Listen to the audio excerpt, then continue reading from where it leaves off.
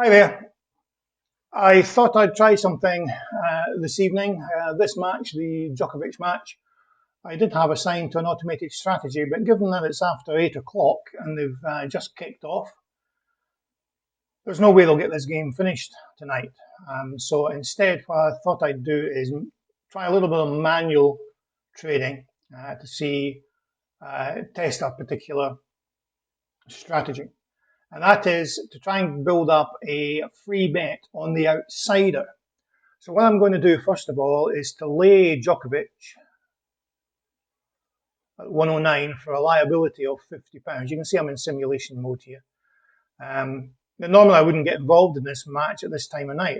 As I say, it's late in starting. Very unlikely that they'll finish tonight. I'd be surprised if they finish the first set, to be perfectly honest. Okay, so I've laid Djokovic for a £50 liability, which puts £544 on the outsider. But I'm also going to place another £50 liability down at 104 because I do expect Djokovic to come down a bit.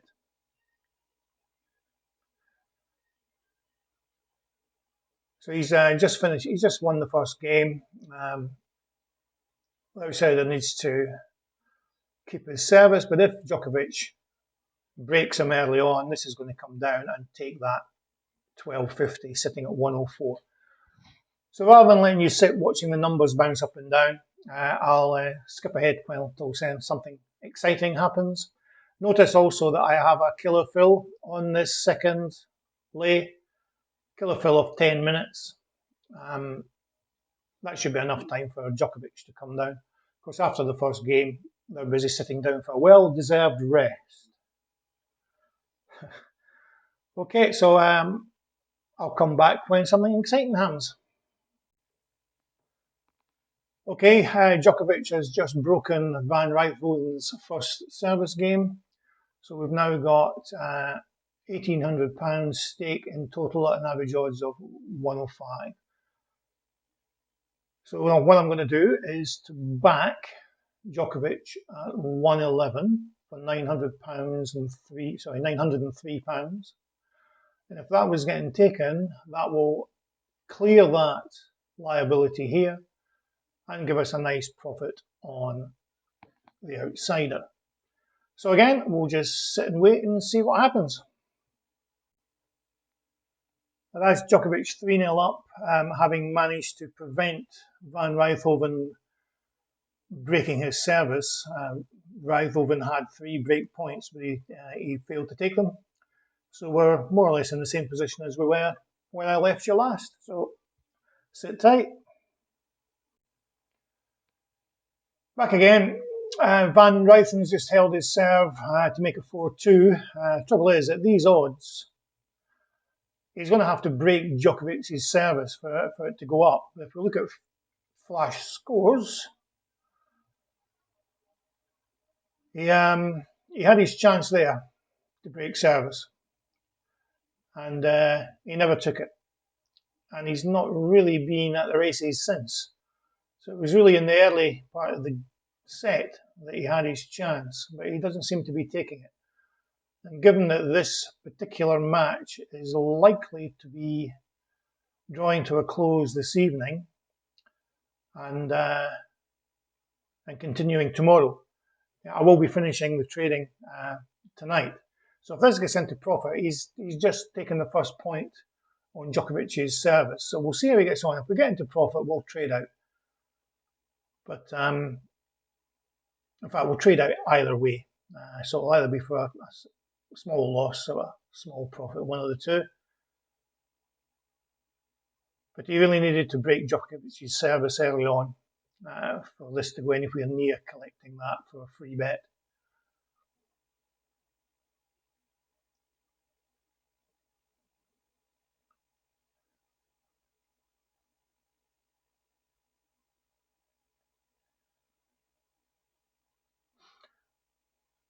One thing to notice is it just moved. I don't know if you noticed that green up button was set at £3, even though the trading was here.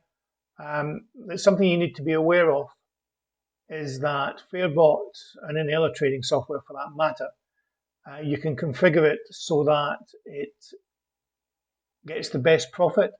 Now, sometimes that may mean placing the corresponding closing trade over on the other side of the market. It may mean the difference, between £2, £3, £4, £5, depending on your stakes. The trouble with that is, if that money goes over here, there's big gaps, and it may or may not be taken. So if you're automating a strategy, don't use the market green up all option, because Fairbot may actually send the money over to the other side of the market where there's very little money, and it may not get matched. So instead, if you're automating a strategy for tennis in particular, make sure you use the selection green up all button. That way, that forces Fairbot to put the closing part of the trade over on the same player that you've been involved in, i.e. generally this favourite where all the money is. That's as an aside. So we're just slowly getting into profit here. We'll just see if he can win this. If he breaks Djokovic, it should jump up a fair bit. Obviously, I can get out for pennies.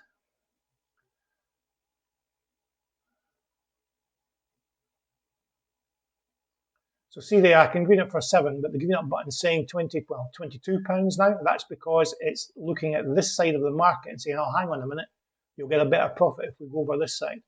So as I say, just be careful if you're automating your procedures, because you may find that it goes somewhere in the gap and there's no money there, and it won't get taken. Right, we may have missed our opportunity there to come out for a small profit, but let's see if he can take advantage again.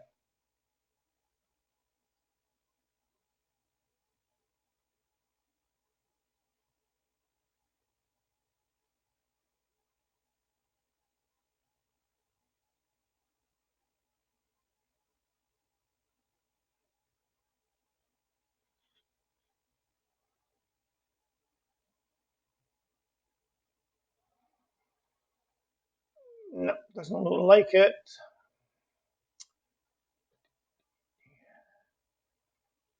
Oh, wrong button. What was the right button? I've closed the window. Where are you? That's the one I wanted. Right, he's failed to break him again. So that's 2 opportunities he's had to break Djokovic, and he hasn't taken them. So given that this is unlikely to go on for much longer, because the light will be getting a bit dim down at Wimbledon, we'll just trade out.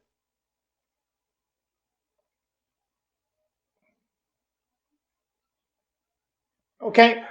What I was trying to do there was get a free bet on the outsider, but because the odds are so small, well, one of the reasons for doing that is because the odds are so small, because you don't need a huge move to be able to trade out. But the trouble is, being Djokovic, the odds don't move very much. And of course, he more or less started at 1.05, 1.06 when he first started. So it's a big ask. He really had to break.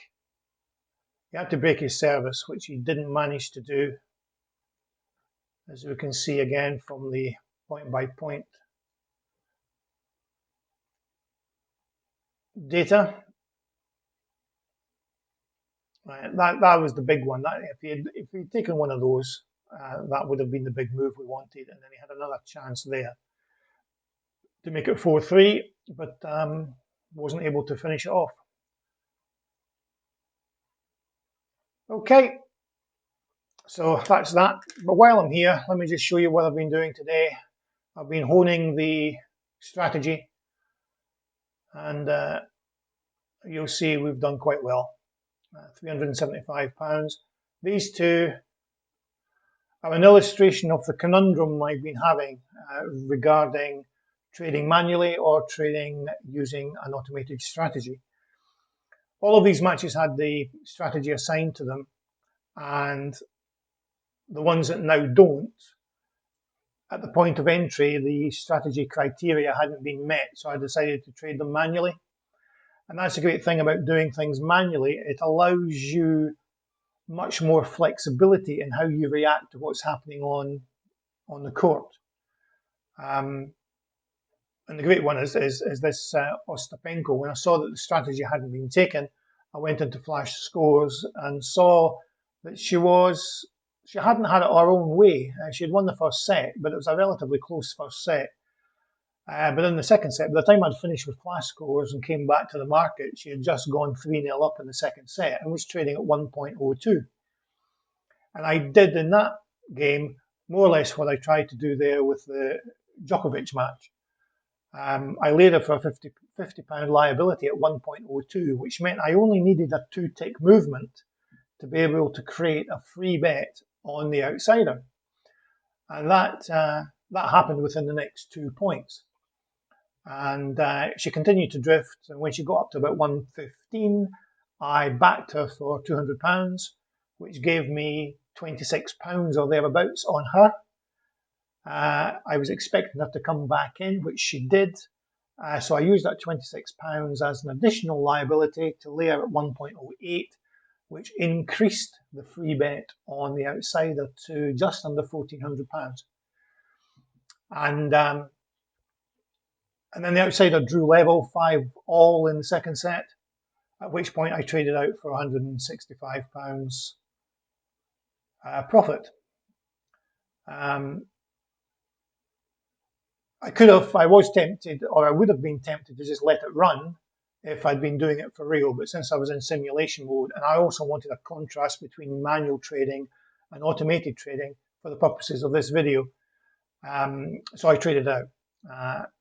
As it happens, if I'd let it run, it would have been a tidy profit because she ultimately lost the match. However, hindsight's a wonderful thing.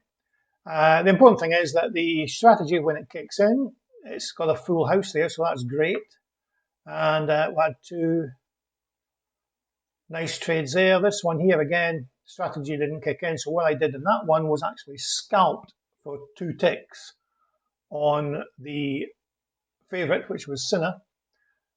2 ticks, later backs, lots of them, and just simply building up profit on that player. And then ultimately greened up when I was satisfied with what I'd done. Okay, thanks for watching, folks. I'll catch you later on in the week. Cheers.